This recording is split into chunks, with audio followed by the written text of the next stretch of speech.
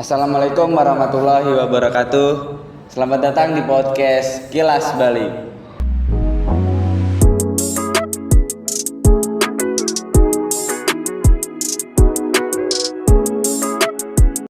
Bersama saya Bagas Rizky Junaidi sebagai moderator, dan di sini ada narasumber saya.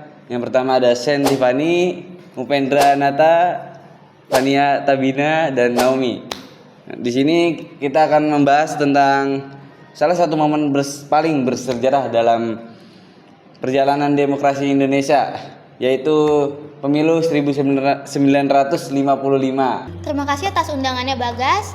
Pemilu 1955 memang sangat istimewa. Ini adalah pertama kalinya rakyat Indonesia memilih secara langsung wakil-wakil mereka. Saya setuju, pemilu 1955 menjadi cerminan ekonomi pada saat itu yang berusaha bangkit setelah kemerdekaan. Sebagai generasi muda, saya melihat pemilu 1955 sebagai pelajaran berharga tentang pentingnya partisipasi politik.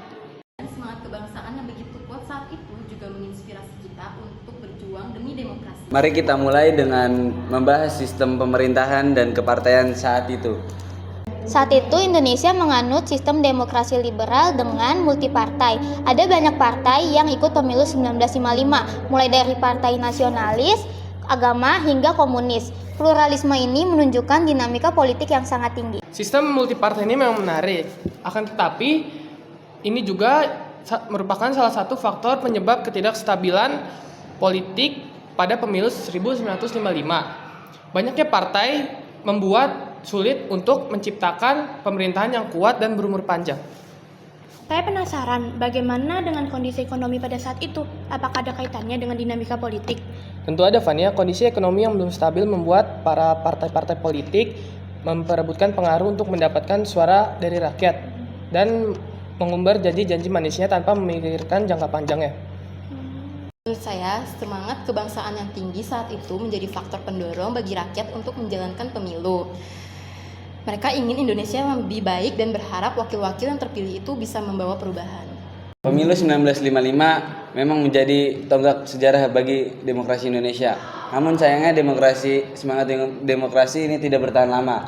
Apa yang menurut kalian menjadi penyebabnya? Ada banyak faktor yang menyebabkan ketidakstabilan setelah pemilu 1955, mulai dari persaingan antar politik yang semakin tajam, pemberontakan di daerah, dan terjadi persaingan kekuatan dari asing.